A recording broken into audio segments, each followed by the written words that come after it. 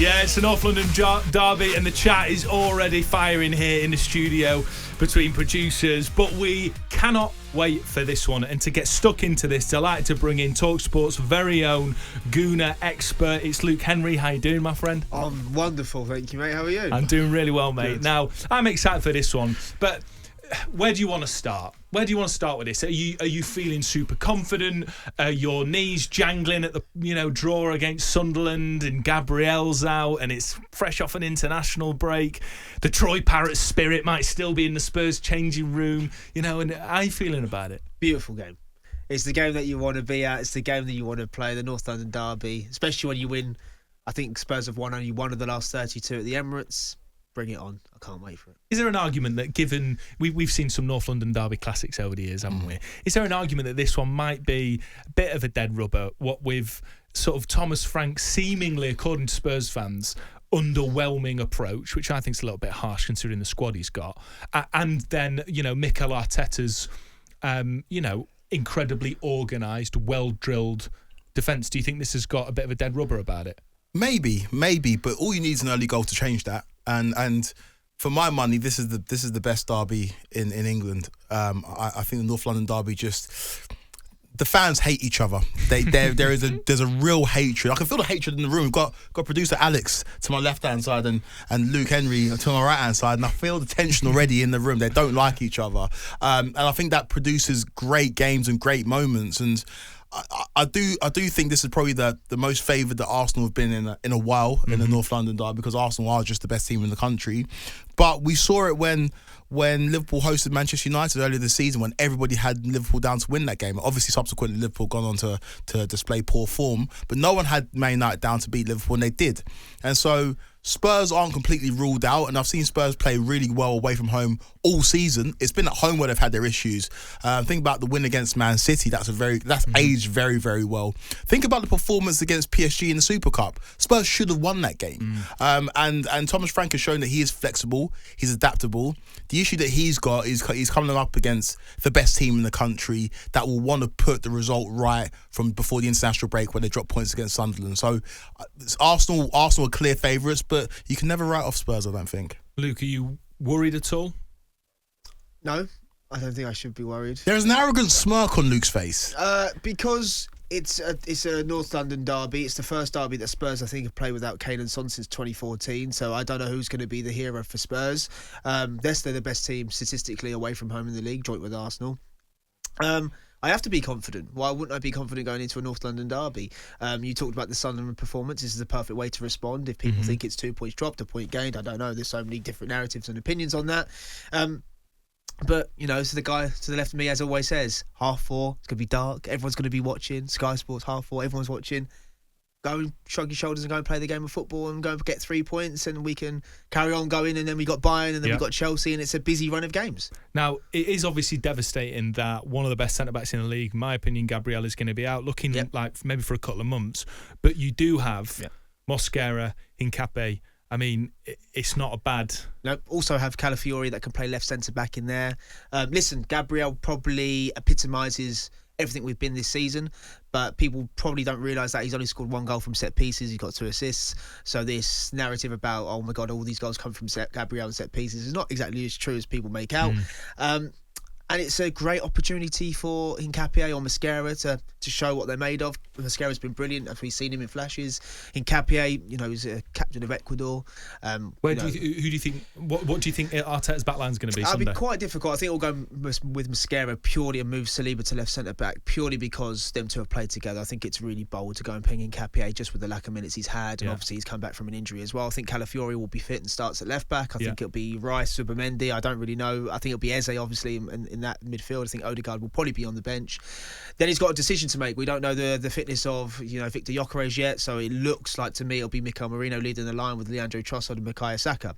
If we can have an Odi Madueke or Gabriel Martinelli and an Odegaard off the bench, that'd be great, so we can change the game. But there's a lot of quality there. There's a lot of talent in there, and I think we have to go and do what we have to do and do our business. If you look at Arsenal, and I give Arsenal fans credit this season, When seasons have previously unravelled, they point to an injury to this player, an injury to that player. I think back to the first year you challenged for the title, 22-23. Saliba goes down and the season kind of crumbles. Think back to last season when Saka went down and there was a feeling amongst Arsenal fans that this is going to be difficult to get over the line. Think about this season and Saliba's missed significant minutes. Saka's missed significant minutes. Madueke's missed minutes. Odegaard's missed minutes. And Arsenal have kept on going. And the fans have not used it as an excuse. There's been a change of mentality with not just the team but the fan base as well, saying it doesn't matter if our best player goes down, we're going to still go on and get results. And Gabriel is arguably Arsenal's most important player. I'd say along with Declan Rice, but he's not going to be there, and Arsenal fans aren't crying about it. They're just like, we're going to get on with it because we've got a deep enough squad. I think it's testament to the business that you lot done in the summer. Yeah. I think if you compare it to last summer where you brought in Moreno, Raheem Sterling, and who's the other one, Luke? The summer before that would have been Neto, who was cup-tied keeper. Like a poor summer. This summer, you've brought in actual talent that reinforces the squad, and I think that's why I have Arsenal down as Premier League favourites. Would you agree with that? Yeah, I think we are favourites. You know, I could talk about this for hours, and I think this is a bigger problem in football than just Arsenal, especially Tottenham, because Tottenham have a lot of injuries, and I think, you know, injuries are part and parcel of the game for every single club. However, this should not be the bare focus, and I'm tired of talking about injuries, but it is really nice that we have the squad to compete. However, we have spent a significant amount of money to do that. So, you know, Premier League players, clubs, whoever in the organisations have to speak about this, because there is a massive conversation about, we all want to see exciting, brilliant football. We all want to see football every 2 to 3 days, but we need to help these players out, because it isn't right for managers. It isn't right for Thomas Frank to be going into this game. What are you talking about, Luke? You're talking about fixture congestion? I'm talking about, basically, fixture congestion. I'm talking about Thomas Frank. You know, he's got to come to the Emirates and he's got 6 first-team midfielders out. I mean, that's difficult for any team to manufacture, but that now seems to be the norm for every club, you know. So it's difficult. And I don't want to talk about injuries as an Arsenal, because we've got the squad now that we can't really make any excuses. But it is annoying when you go back to last season and you have 4 attackers out, and you go back to the 2022-3 season when we lost Saliba and Tomiyasu and we had to have Rob Holding. It's like, but that was it, and there was no spine there. We had a great 11 or a great 12 or 13 players, and it's difficult for fans, it's difficult for managers and agents, because it's all very easy for a fan to go and say, we need to go and buy Antoine Semenyo, for example, for 65 million, but then if he has, you know, you give him his wage and he pulls up with an injury, and then that's a lot of money, and then you've got FFP, and then you've got the Champions League, and you've got the UEFA ratio to think about. But, you know, that's my little rant overall about football. But in terms of the game and in terms of our squad, you know, you touched on Gabriel there, and, you know, Declan Rice being our most important player. I think someone we need to talk about is Martin Zubimendi. He's been my player of the season so far. I think he's been absolutely exceptional. If you watch him really closely, he can play every single position in the midfield really, really well. He loves to think about going forward with the ball. And that's my, you know, think about it from a tactical point of view. I think Spurs have got Mohamed Kudus, who's the one to watch, but they've got to win the midfield battle. And I think with Rice, and I think with Zubimendi, and I think Calafiori inverting, I think it's going to be very difficult. And I know he's going to play in the 10, but he'll be drifting off to left because Moreno will tuck in and drop in. That's where I would be as a Spurs fan. I think it would be Bentancur and Palhinha. I don't know how they're going to put a foothold in the game in midfield, and that's why I think the game will be won or lost. And Bukayo Saka loves the North London derby, so I expect him to be on the score sheet. Some confidence there, Kweku. He's very confident. I don't know whether it's because he's been on the TV every other day or... well, do you know what it is, right? You mentioned it, because, you know, I couldn't really understand why I shouldn't be supporting my team. I got told that we had one of the toughest starts to the season. I got told countless times that we might not win at St James's Park. We probably won't win at Old Trafford. We'll do well to win against Manchester City. And we find ourselves after the first 11 games, 8 points. No, I'm not having that, Luke. No, I am. I'm not having that. Because you're building... and it's good for you to build this narrative. No one said you're not going to win at Old Trafford. No one. They did. People, they literally did. So let's not do this. They literally did. They said, "Oh, Manchester United, you have to win," but Arsenal don't do very well at Old Trafford. They might come away with pure fabrication. People had us in this office predicting having 7 points at the first 6 games this season. I think you're paying attention to the wrong things, though, Luke.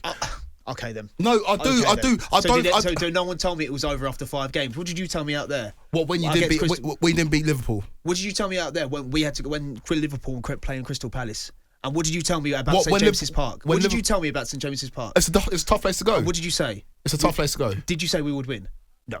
No, I didn't say you'd win at St James's Park, but you threw Manchester United in there as well, which wasn't a narrative as well. We had to win. First game of the season, you have to win. Of course. But there's people out there that said, but you're Arsenal, you do have to win. Yeah, I know, we have to win every single game. And I think I understand using it as motivation as an Arsenal fan to and I understand the armour that Arsenal fans have got, because they've been told for the last 3 seasons, why aren't you getting over the line? Why aren't you getting over the line? Why aren't you getting over the line? I understand it. But I do think there is.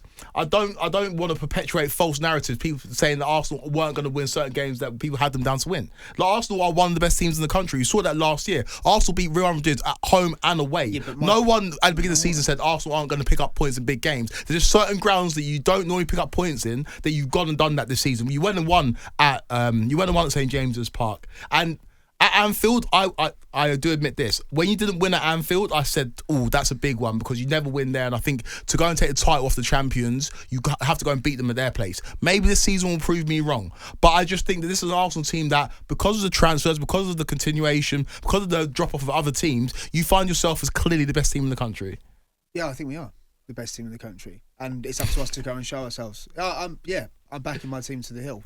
Have you got one sort of? Are you looking over your shoulder at Manchester City? Can you start feeling their sort of breath on the back of your neck a little bit? Not really. Haaland's incredible. He's probably one of the best goal scorers we've seen in a long time, probably in my lifetime, really. A bit how clinical he is. But pretty sure when they lost to Villa, people have said we were 6 points clear and it was the best team in the country. Arsenal were by far the best team in the country. As soon as they beat Liverpool, and they were good, but Liverpool were very poor. Then it's the narrative is Arsenal should be looking over their shoulders. So the narrative in football completely changes. That's why what I love about the position we're in is we can seize our control and we don't have to focus on anyone else but Arsenal. Let me put this question to you, and it's an honest question. Is Manchester City have a culture of winning, and that's bred into them through Pep Guardiola? And yes, they've got a lot of new players that haven't won anything in the league, but that's a part of their character, and they know how to do it, and they can do it in any different way. And I think that's what we're seeing from Pep this year. Side conversation is Pep almost redeveloping himself, and it's amazing to see. Arsenal don't have that in this current squad. Of course, you've got a history of winning in the past. I'm not denying that. Does that psychology not worry you? I'm not, because I'm not saying the Arsenal have demonstrated a weak psychology this season at all. But does that ever come into your thinking that actually none of these boys have won a Premier League and they haven't won a Premier League in an Arsenal shirt, and it's going to take something special to just see it over the line? Yeah, it is. And then I look at the fact that Saliba decided to sign a new contract because he wants to win titles at Arsenal. Gabriel the same. Bukayo Saka this afternoon looks like he's going to extend. During Timber's close to extending a new contract. You brought in Eza, Zubimendi. So you have to look about why these guys want to join the project, and the fact that if there is no Premier League trophy, which there isn't, and it hasn't been there since 2004, there has to be one reason for that and that's the manager, and that's the project, and that's the belief that they want to get behind. So, it's only November, I know that, but I sit here now and I think the squad and the belief, and they all want to win the Premier League title. Yes, it's easier said than done, and I know Manchester City have done it for 6 times in 9 seasons under Pep. He's a genius. He's probably one of the best we've seen bar Sir Alex. I know that, but I prefer to look at the here and now rather than looking in the context that's previously gone by. We can't change that, and I feel that this side will do it. I just want them, like I've said before on the show countless times. Sometimes, I love Arteta to bits, and sometimes I don't understand not everything he does. But I've always said countless times, when we get some of our Tekken players back a little bit more, I just want us to believe in ourselves and just remember how good we are. Let the team play and breathe, and I think we'll push them really close. Like April the 18th is when we play Manchester City away from home. We can already look at that game and think that could be the clincher. I think title should be done by then. I do think that this Arsenal team will benefit. And this is not me perpetuating the narrative that Arsenal are going to crumble in the run-in if Man City are within touching distance. But I think back to when Liverpool finally broke through in the Premier League, it was in dominant fashion. That 1920 season, that was one of the best teams the Premier League has ever seen. No one got near them. And Liverpool just out and away. By Christmas time, it was clear that they were going to win the league. And I think back to my team, Chelsea, 04-05, ran away with it. I think when you're trying to break through for the first time, there is something to be said about having that gap. So if you do falter and drop a point, especially in the Premier League that we live in today, where if you drop a single point, it's like the sky's falling. Arsenal felt that when they drew against Sunderland. If Arsenal can build up a buffer of 8, 9, 10 points, we get to March or April, even if they do drop points in a single game here or there, there's not going to be that narrative because like they're going to get the job done. And I think that if Man City are anywhere near Arsenal, anywhere within 3 points, come the run-in, that's when the noise will really start to ramp up. Because unfortunately for Arsenal, over the last 3 seasons, we've seen them unfortunately not win the league. Luke, can I get a quick score prediction? How the game's going to go? 2-0. Makes sense of Eze to score. Just given what happened in the sun. Eze scores again. And like I said, Saka in the North London derby, it makes sense. I don't think we'll score from a set piece, so that will shut the narrative up again, won't it? I love it, Luke. And what I would say genuinely is there's a confidence in you that I think you see reflected in the side. That there's something about this side this season, this Mikel Arteta, this Declan Rice, this Eze, this Bukayo Saka, that I think that there's a development in the Arsenal team and their maturity that makes me think that something quite special will have to be done by Pep to take it away from you boys. I just look at it as simply as this. You know, if I'm wrong, I'm wrong. But if that means I'm wrong because I think this team is good enough to win the Premier League and I think they will win it, then that fooled me. But last season I wasn't really confident because of what we did the season before, and I thought it would be exceptionally hard to do that again. This season with the squad depth, with the players we haven't even mentioned, you know, I haven't mentioned Ethan Wanyeri yet to you, or players that, on the periphery of things. I just think this team is brilliant. And I know they haven't won it yet, but I think this team is really, really good. And when I watched them week in, week out, even the Sunderland performance, that second half performance, I thought, I knew we drew 2-2 and I knew we dropped 2 points. But even when I was on the way home, I was like, that second half was brilliant. Like, it's just a brilliant team. But now they just need to go and win it because then we can have these conversations. That's all we need to do.